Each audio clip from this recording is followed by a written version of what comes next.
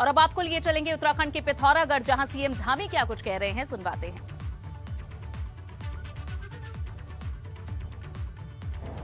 हमारे विधायक जी ने, हमारे किशनदा ने बहुत विस्तार से यहाँ पर बताया है और हमारी सरकार लगातार माननीय प्रधानमंत्री जी के मार्गदर्शन में, उनके निर्देशन में लगातार आगे बढ़ रही है।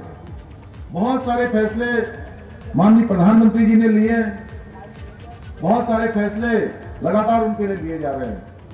2017 में माननीय प्रधानमंत्री जी देहरादून आए थे, माननीय प्रधानमंत्री जी पिथौरागढ़ आए थे, माननीय प्रधानमंत्री जी ने उत्तराखंड के विभिन्न क्षेत्रों में जाके लोगों का आह्वान किया था कि आप सब लोग भारतीय जनता पार्टी का साथ दीजिए, आप लोग डबल इंजन की सरकार बनाइए। और आप सब लोगों ने उनके इस आह्वान को स्वीकार किया था और भारतीय जनता पार्टी की सरकार बनाई थी। पिछले दिनों माननीय प्रधानमंत्री जी देहरादून में आए थे और देहरादून में उन्होंने मंच से कहा था कि मैं 5 साल पहले आया था और 5 साल बाद फिर आ रहा हूं। तो 5 साल बाद आ रहा हूं तो मैं यह आपको बताना चाहता हूं कि 5 सालों के अंदर उनके नेतृत्व में उत्तराखंड के अंदर 1 लाख करोड़ रुपए से भी ज्यादा योजनाओं की स्वीकृति प्रदान हुई है।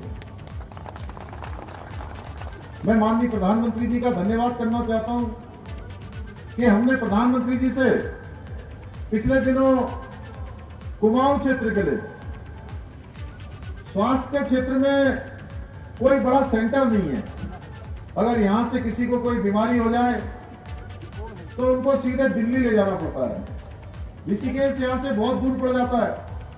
वहां पर एम्स खुला है, माननीय नरेंद्र मोदी जी की सरकार ने एम्स खोला है जिसमें हजारों लोगों का वहां इलाज हो रहा है, लेकिन इस क्षेत्र के लिए बहुत दूर पड़ जाता है।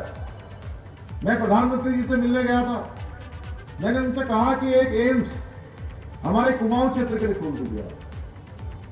मैं प्रधानमंत्री जी का धन्यवाद करना चाहता हूं कि उत्तराखंड पहला राज्य है जहां पर 2 एम्स होंगे। अब एक एम्स ऋषिकेश में है, दूसरा एम्स हमारे कुमाऊं क्षेत्र में खुलने जा रहा है।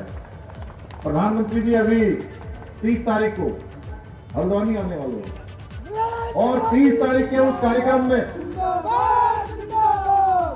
30 तारीख के उस कार्यक्रम में एम्स की जो शाखा हमारे यहाँ कुमाऊं क्षेत्र के लिए खुलने वाली है, उसका भी वो शिलान्यास करने वाले हैं। उनकी जितनी प्रशंसा की जाए, जितना धन्यवाद दिया जाए उतना कम है। इसके साथ साथ लंबे समय से हमारे यहां पर मांग चल रही थी कि बागेश्वर से टनकपुर रेल लाइन बननी चाहिए। टनकपुर से बागेश्वर रेल लाइन के लिए लगातार इस क्षेत्र से बहुत सारी संघर्ष समिति बनी। हमारे बिशनदा जानते, ये भी कई बार उस समिति में गए। दिल्ली में जंतर मंतर पर भी धरना किया। पिछले 30 सालों से 40 सालों से आंदोलन चल रहा है, लेकिन उसकी कभी सुनवाई नहीं हुई। इस बार हम लोगों ने माननीय प्रधानमंत्री जी से अनुरोध किया कि हमारे यहां पर ये बागेश्वर से टनकपुर की रेल लाइन बननी चाहिए। मैं प्रधानमंत्री जी का धन्यवाद करना चाहता हूं कि उन्होंने उसके लिए 29 करोड़ रुपए ब्रॉड गेज सर्वे के लिए, उसकी डीपीआर बनाने के लिए अभी स्वीकृति प्रदान कर दी है। आने वाले समय में हमको जो है एक बड़ा काम इसमें भी क्षेत्र में होने वाला है। इसके साथ साथ बहुत सारे विषय हैं।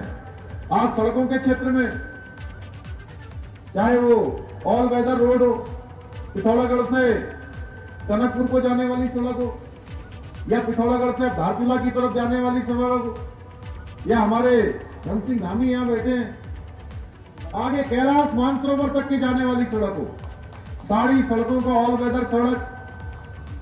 और इसके साथ साथ भारतमाला श्रृंखला के अंतर्गत सभी सड़कों को जोड़ने का काम हो रहा है।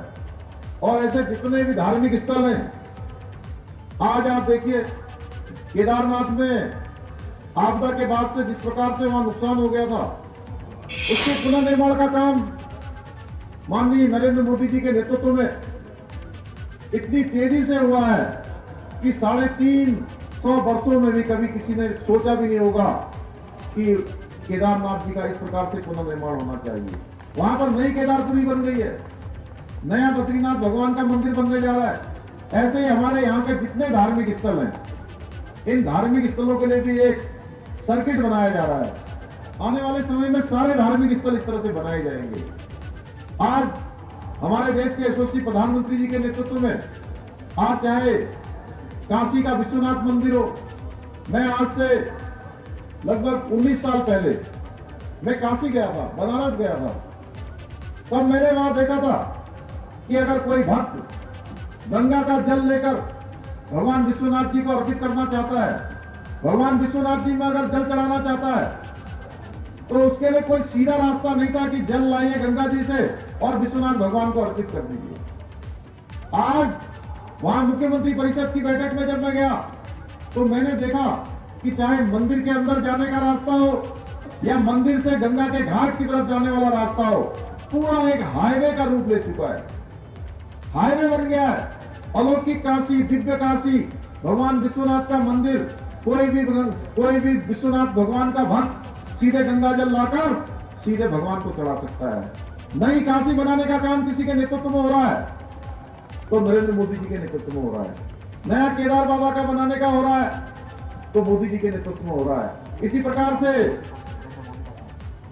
बद्री भगवान का, बद्रीनाथ जी का स्थल, उसके लिए भी 250 करोड़ रुपए हमारी सरकार ने कर दिए हैं।